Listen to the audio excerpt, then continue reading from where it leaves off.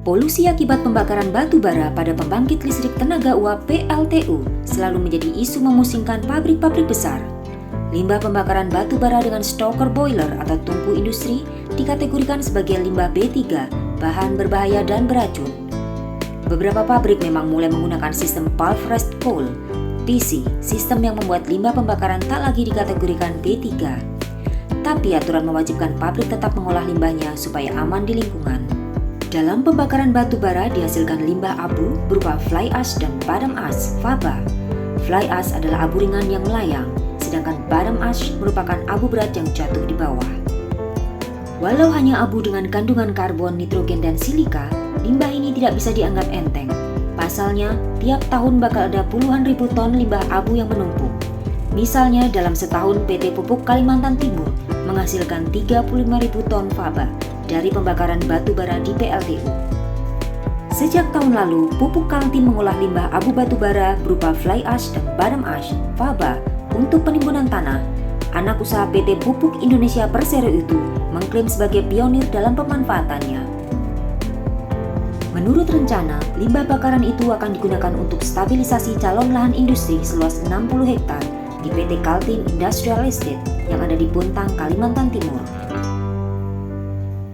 Fly ash dan bottom ash di Pupuk Kaltim itu awal-awal dulu itu dipakai untuk membantu proses pembuatan semen. Jadi di sana dijadikan seperti semacam clay-nya itu kan, nah dibakar lagi, ya nantinya jadi semen itu. Terus kalau yang untuk sekarang ini dimanfaatkan untuk proses penimbunan dan juga rencananya dulu untuk paving itu.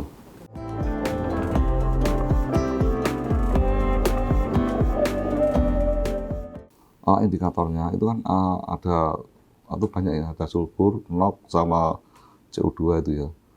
Nah itu kalau nilainya dalam batas ambang batas berarti normal gitu. Dan terutama das ya, das itu kan kalau das itu kan kelihatan sekali yang lewat chimney itu ya. Nah kalau lewat chimney itu kalau misalnya sudah terlewati filter itu kan artinya udara yang terbuang itu bersih. Tapi kalau misalnya itu misalnya ada masalah itu ya, terus dibuang langsung dibypass itu, jangan dibuang, itu kotor sekali, udaranya hitam. Oh itu indikasi aja. Jadi indikasi yang ditarik di control room itu ada itu. Jadi indikasinya yang macam-macam itu, misalnya kayak nukernya berapa, SO-nya berapa, CO2-nya berapa gitu. Ya kalau yang limbah itu kan memang harus kan ya.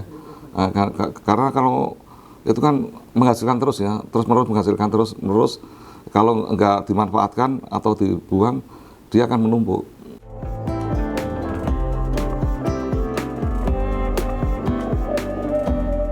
Faba itu kan terkait regulasi pemerintah sebenarnya. Nah, kalau dari regulasi pemerintah itu masih agak dilonggarkan ya, terutama untuk pembuktian sebenarnya ini. Pembuktian toksisitas dari faba tadi itu, sehingga nanti penggunaannya bisa dimanfaatkan lebih luas lah, terutama untuk kayak paving block ataupun nanti penggunaan di landfill ya, untuk penimbunan area bekas mungkin tambang atau apa kan, itu dikembalikan lagi ke sumbernya, itu mungkin lebih baik sebenarnya. Di sisi industri kan itu sangat membantu sekali ya, karena terus terang untuk yang penggunaan faba itu sendiri kan kembali-kembalinya juga terkait biaya pengolahan ini sebenarnya.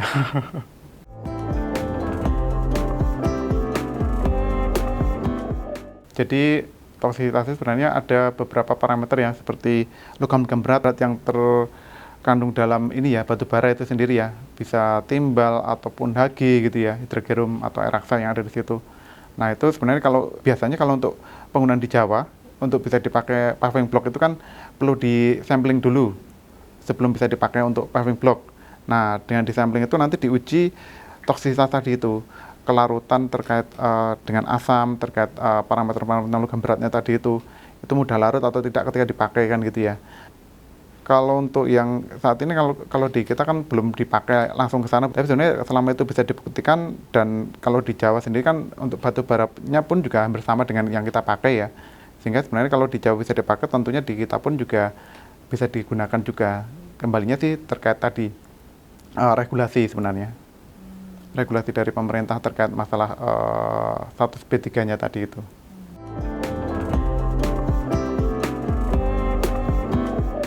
Karena kan namanya yang dibakar kan batu bara ya. Batu bara itu sendiri kan namanya bahan tambang, bahan alam kan, itu juga sebagai contoh aja kalau batu bara yang kita datangkan itu kita kan punya parameter-parameter yang kita ini ya cek ya, misalnya kandungan sulfurnya, kandungan abunya, ataupun mungkin kandungan moisturnya dan segala macam. Itu untuk daerah satu dengan daerah yang lain itu aja udah berbeda. Dan juga terkait masalah kalori yang digunakan, misalnya high ring, low ring, medium ring, itu pun juga parameter-parameter tadi itu bervariasi. Nah, tentunya juga mempengaruhi terkait tadi ya kualitas dari faba yang dihasilkan seperti itu.